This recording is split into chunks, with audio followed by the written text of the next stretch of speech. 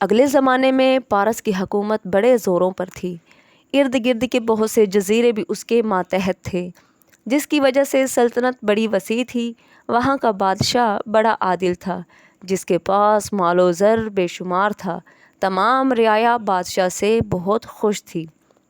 اس بادشاہ کے دو بیٹے تھے۔ بڑے بیٹے کا نام شہریار اور چھوٹے کا نام شاہ زمان تھا۔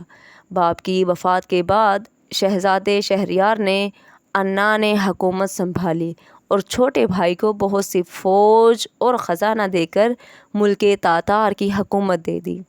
شاہ زمان بڑے بھائی کا شکریہ بجا لا کر رخصت ہوا اور دونوں امن و چین کی زندگی بسر کرنے لگے۔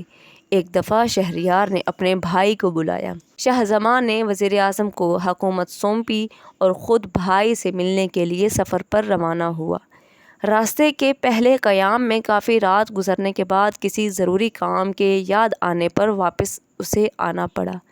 چنانچہ رات کو دو ملازمان خاص کے ہمراہ چپ چاپ محل میں داخل ہوا۔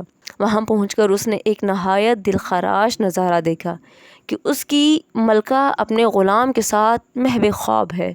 اس کی غیرت نے لمحہ بھر توقف کی اجازت نہ دی اور فوراً تلوار کھینچ کر دونوں کے سر قلم کر دیے۔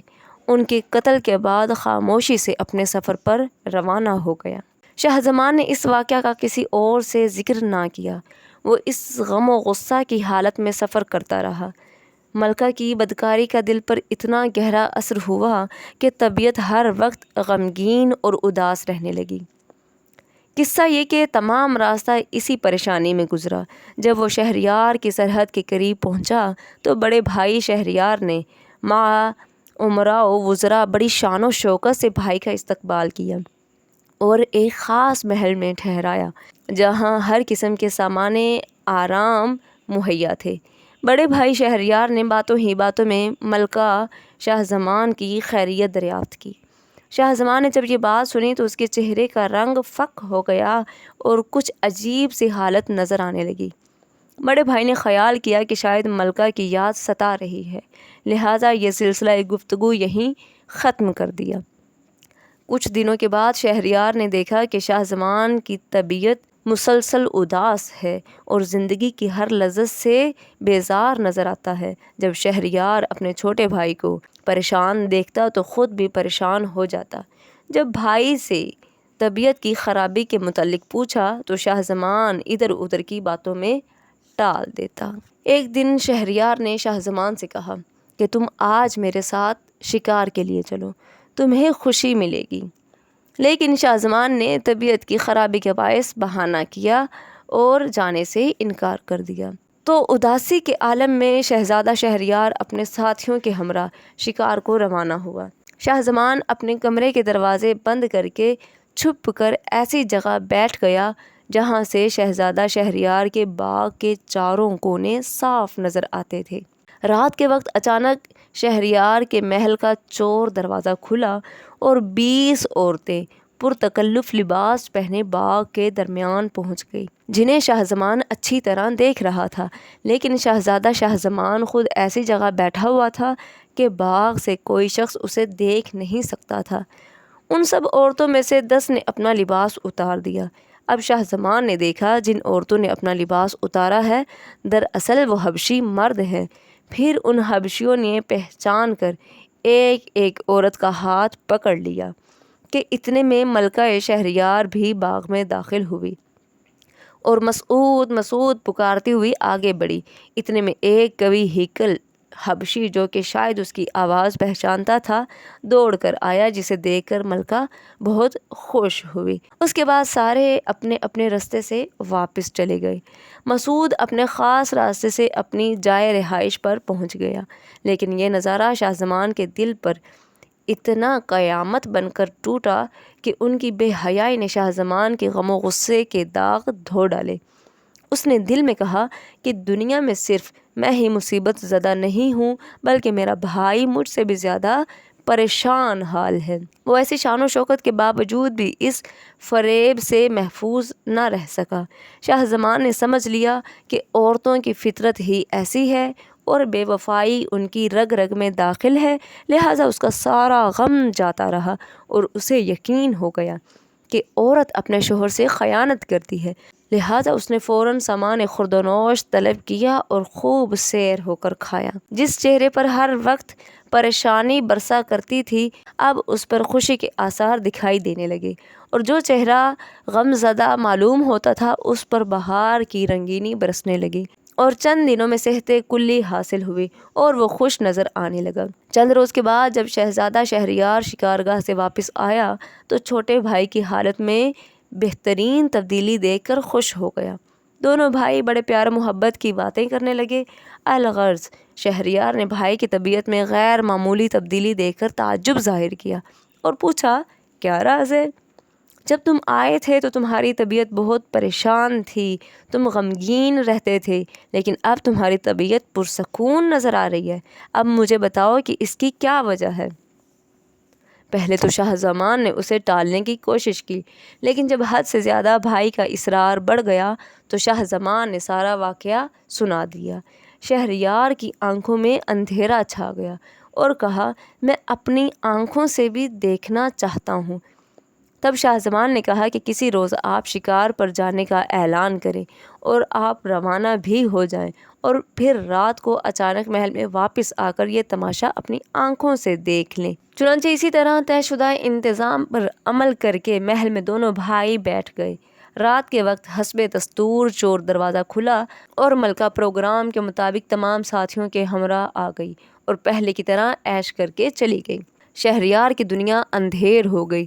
دونوں بھائیوں نے فیصلہ کر لیا کہ تاج و تخت چھوڑ کر فقیرانہ زندگی بسر کریں، لیکن شاہ زمان نے کہا کہ شرط یہ ہے کہ ہمیں اپنے سے بھی زیادہ کوئی شخص بدنصیب ملا تو ہم واپس اپنا عہدہ سنبھال لیں گے۔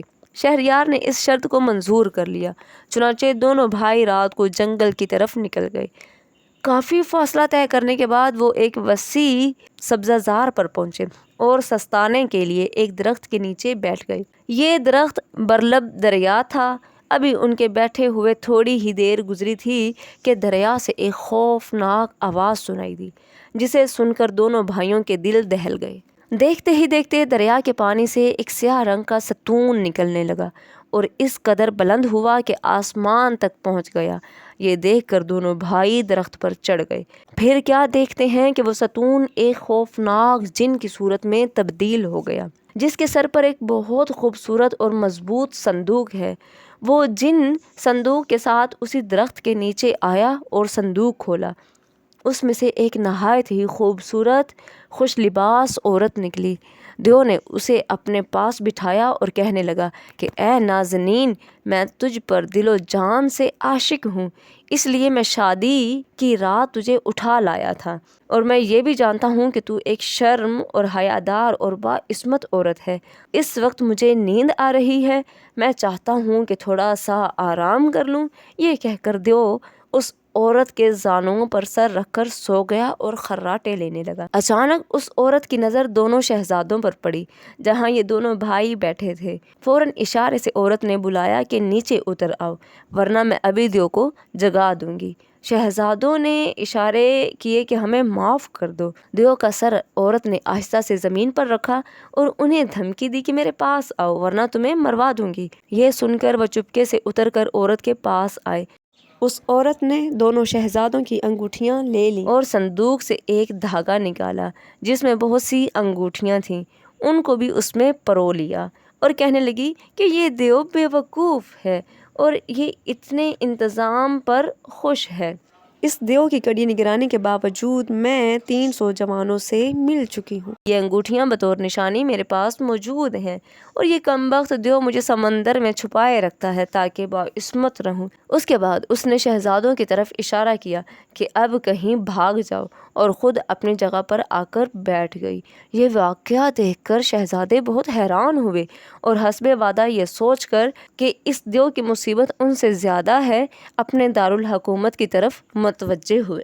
شہریار نے محل میں داخل ہوتے ہی ملکہ کو اس کے ساتھیوں سمیت قتل کر دیا اور آئندہ کے لیے عہد کر لیا کہ ہر شب کسی نئی عورت سے نکاح کرے گا اور باعث مکر و فریب صبح ہی اس کا قتل کر دے گا۔ الغرض اس تجویز کے بعد شہریار نے شاہ زمان کو تحائف دے کر رخصت کیا۔ اپنے فیصلے پر عمل کر کے چند روز میں اپنے وزیروں اور امیروں کی لڑکیوں کا قتل کر دیا۔ پھر رعایا کی لڑکیاں بھی اس ظلم کا شکار ہونے لگیں۔ بعض لوگ ملک چھوڑ کر بھاگ گئے۔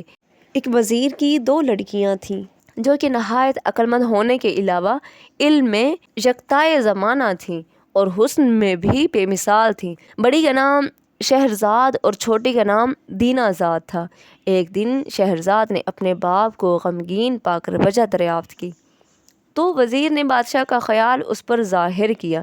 شہرزاد نے کہا کہ میں بھی مدت سے بادشاہ سے نکاح کی آرزو مند ہوں، مجھے امید ہے کہ آئندہ اس کے ظلم کو نیست و نابود کرنے میں کامیاب ہو جاؤں گی۔ باپ نے کہا کہ بیٹی شاید تو پاگل ہو گئی ہے، تو کبھی بھی کامیاب نہیں ہو پائے گی اور میں جان بوجھ کر تمہیں موت کے منہ میں نہیں جانے دوں گا، اور مجھے ڈر ہے کہ کہیں تیرا بھی حال اس سوداگر کے گدھے جیسا نہ ہو جس طرح اسے اپنی نادانی کی سزا بھگتنی پڑی۔ شہرزاد نے کہا کہ ابا حضور مجھے اس گدھے کی حقائق سنائیے کہ وہ کیا ہے، اور وزیر نے یوں بیان کرنا شروع کیا۔